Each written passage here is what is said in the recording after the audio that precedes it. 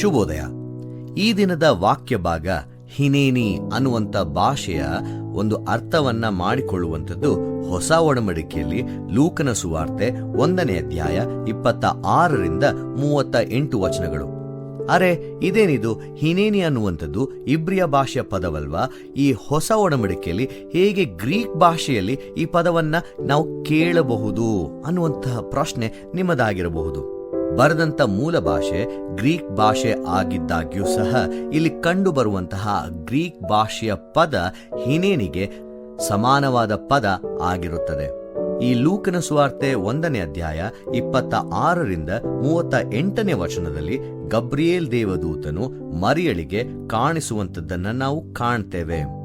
ಕಾಣಿಸುವಾಗ ಆಕೆ ಅಪೇಕ್ಷೆ ಮಾಡಲಾಗದೆ ಇರುವಂತಹ ಒಂದು ವಿಷಯವನ್ನ ದೂತನು ತಿಳಿಸುತ್ತಾನೆ. ಆಕೆ ಬಹಳ ತತ್ತರಿಸಿದವಳಾಗಿ ಈ ಮಾತುಗಳನ್ನ ಕೇಳಿದ ನಂತರ ಅನೇಕ ಬಾರಿ ಈ ಮಾತಿನ ವಿರುದ್ಧವಾಗಿ, ಇದು ಹೇಗೆ ಸಾಧ್ಯ ಸ್ವಾಮಿ?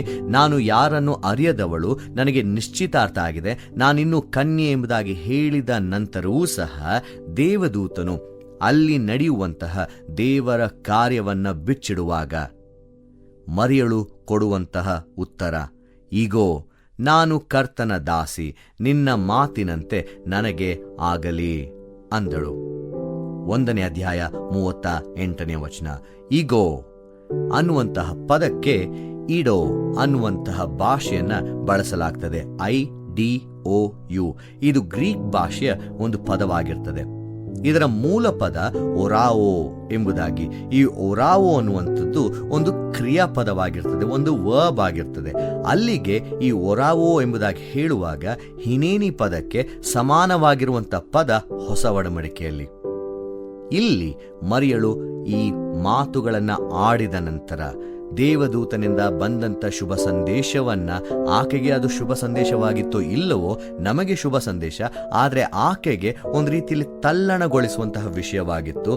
ಆದಾಗ್ಯೂ ಸಹ ಆ ವಿಷಯವನ್ನ ಕೇಳುತ್ತಲೇ ಆಕೆ ಹೇಳುತ್ತಾಳೆ, ಈಗೋ ನಾನು ಕರ್ತನ ದಾಸಿ, ನಿನ್ನ ಮಾತಿನಂತೆ ನನಗಾಗಲಿ.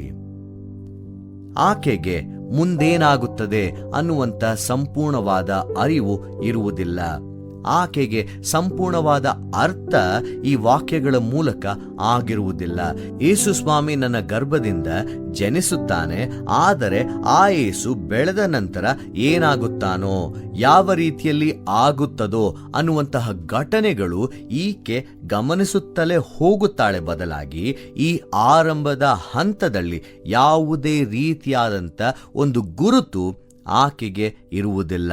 ಸ್ವಾಮಿ ಶಿಲುಬೆಯ ಮರಣವನ್ನ ಅಪ್ಪಬೇಕಾಗ್ತದೆ. ಆತನನ್ನ ಅನೇಕರು ದೂಷಿಸುತ್ತಾರೆ, ಅನೇಕರು ಶಪಿಸುತ್ತಾರೆ, ಅನೇಕರು ಹುಗುಳುತ್ತಾರೆ, ಅನೇಕರು ಅವರ ಊರಿನಿಂದ ಯೇಸುವನ್ನ ಹೊರಗಾಕುತ್ತಾರೆ. ಇದೆಲ್ಲದರ ಮಧ್ಯದಲ್ಲಿ ಈ ಎಲ್ಲ ಚಿತ್ರಣವನ್ನ ತಿಳಿಯದೆ ಇರುವಂತಹ ಮರಿಯಳು ಈಗೋ ನಾನು ಕರ್ತನ ದಾಸಿ ಎಂಬುದಾಗಿ ಹೇಳುತ್ತಾಳೆ. ನಾವು ಈ ವಾರವೆಲ್ಲ ಈ ವಾಕ್ಯವನ್ನ ಕೇಳಿಕೊಂಡು ಬರುವಾಗ ಇದರಲ್ಲಿ ಎಲ್ಲವನ್ನು ಮೀರುವಂತಹ ವಿಧೇಯತ್ವವಿದೆ, ಒಪ್ಪಿಸುವಂಥದ್ದಿದೆ, ಸಿದ್ಧತೆ ಇದೆ, ಉಪಸ್ಥಿತಿ ಇದೆ. ಹಾಗೂ ನೀವು ಯಾವಾಗ ದೇವರಿಗೆ ಒಪ್ಪಿಸಿಕೊಡುತ್ತೀರೋ ಮಹತ್ತರವಾದಂಥ ಕಾರ್ಯಗಳು ಅದರ ಮೂಲಕ ನಡೆಯುವಂಥದ್ದನ್ನ ನಾವು ಕಾಣ್ತೇವೆ. ಮೋಶೆ 6 ಲಕ್ಷ ಗಂಡಾಳುಗಳನ್ನ ಐಗುಪ್ತ ದೇಶದಿಂದ ಹೊರಗೆ ಕರೆತರುತ್ತಾನೆ. ಅಬ್ರಹಾಮನು ನಂಬಿಕೆಗೆ ಮೂಲ ಪಿತನಾಗುತ್ತಾನೆ.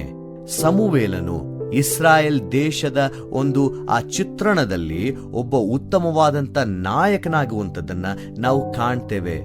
ಯೆಶಾಯನು 8ನೇ ಶತಮಾನ ಕ್ರಿಸ್ತ ಪೂರ್ವ ಸಮಯದಲ್ಲಿ ದೇವರ ವಾಕ್ಯವನ್ನ ಬಹಳ ಕಠೋರವಾಗಿ ಜನರ ಮುಂದೆ ತೆಗೆದುಕೊಂಡು ಹೋಗಿ ಅವರಿಗೆ ಮುಂದಾಗುವಂತ ಕಾರ್ಯಗಳನ್ನು ತಿಳಿಸುವಂಥದ್ದನ್ನ ನಾವು ನೋಡ್ತೇವೆ. ಯೋನನ ಮೂಲಕವಾಗಿ ದೇವರು ಸರ್ವಲೋಕದ ಒಡೆಯನು ಅನ್ನುವಂಥ ಸಾರ್ವಭೌಮತ್ವವನ್ನ ನಾವು ಕಾಣುತ್ತೇವೆ. ಈಗೋ ಇದ್ದೇನೆ ಎಂಬುದಾಗಿ ಮರಿಯಳು ಇಲ್ಲಿ ಹೇಳುವಾಗ ಈ ಎಲ್ಲ ಗುಣಗಳು ಆ ಸಾಲಿನಲ್ಲಿ, ಆ ಪದದಲ್ಲಿ ನಾವು ಕಾಣುವಂಥವರು ಆಗಿರುತ್ತೇವೆ. ಈ ಈಗೋ ಇದ್ದೇನೆ ಎಂಬುದಾಗಿ ಹೇಳುವಾಗ it is always a reciprocal listening. ಅವ್ರು ಏನೋ ಹೇಳ್ತಾರೆ, ನಾನು ಕೇಳಬೇಕೋ ಬೇಡವೋ, ಮಾಡಬೇಕೋ ಬೇಡವೋ ಅನ್ನುವಂಥದ್ದಲ್ಲ. ದೇವರು ನನಗೆ ಹೇಳ್ತಾ ಇದ್ದಾರೆ, ನನಗೇನೇ ಹೇಳ್ತಾ ಇದ್ದಾರೆ, ಅದನ್ನ ನಾನು ಮಾಡಲೇಬೇಕು. ಅದು ಏನಾದ್ರೂ ಪರವಾಗಿಲ್ಲ, ಅದು ಎಷ್ಟೇ ಕ್ಲಿಷ್ಟಕರವಾಗಿದ್ರೂ ಪರವಾಗಿಲ್ಲ, ಎಂಥದೇ ಸವಾಲುಗಳು ಒಡ್ಡುವಂಥದ್ದಾದರೂ ನನಗೆ ಪರವಾಗಿಲ್ಲ, ನಾನು ಮುಂದೆ ಹೋಗುತ್ತೇನೆ. ಇದರ ಮೂಲಕ ದೇವರ ನಾಮಕ್ಕೆ ಮಹಿಮೆ ಆದ್ರೆ ಸಾಕು ಅನ್ನುವಂಥದ್ದು ಮಾತ್ರವೇ ಈ ಎಲ್ಲ ಪ್ರತ್ಯುತ್ತರಗಳ ಹಿನೇನಿ ಅನ್ನುವಂಥ ಪದದ ಹಿಂದಿನ ಒಂದು ಗೂಢಾರ್ಥವಾಗಿರುತ್ತದೆ. ಪ್ರಿಯರೇ, ನಿಮ್ಮ ಜೀವಿತದಲ್ಲಿ ದೇವರು ಕರೆಯುವಾಗ ಯಾವ ರೀತಿಯಾದಂಥ ಉತ್ತರವನ್ನ ಕೊಡುವಂಥವರು ನೀವಾಗಿರುತ್ತೀರಾ?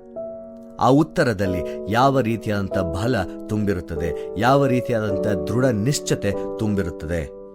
ನಮ್ಮನ್ನ ನಾವು ಪ್ರತಿ ಹಂತದಲ್ಲೂ ಪರೀಕ್ಷಿಸಿಕೊಳ್ಳಬೇಕಾಗಿದೆ. ದೇವರು ನಿಮ್ಮನ್ನು ಆಶೀರ್ವದಿಸಲಿ. ಈ ಕಾರ್ಯಕ್ರಮದ ಬಗ್ಗೆ ನಿಮ್ಮ ಅಭಿಪ್ರಾಯ, ಸಲಹೆಗಳು ಹಾಗೂ ಯಾವುದೇ ಪ್ರಾರ್ಥನಾ ಮನವಿಗಳಿದ್ದಲ್ಲಿ ನಮ್ಮ ದೂರವಾಣಿ ಸಂಖ್ಯೆಗೆ ನೀವು ಕರೆ ಮಾಡಬಹುದು. ನಮ್ಮ ದೂರವಾಣಿ ಸಂಖ್ಯೆ 9902606453. ನಿಮ್ಮ ಅಭಿಪ್ರಾಯಗಳನ್ನು ಇಮೇಲ್ ಮೂಲಕವೂ ನಮಗೆ ತಿಳಿಸಬಹುದು. ನಮ್ಮ ಇಮೇಲ್ ID info@fibaonline.org. ವಂದನೆಗಳು.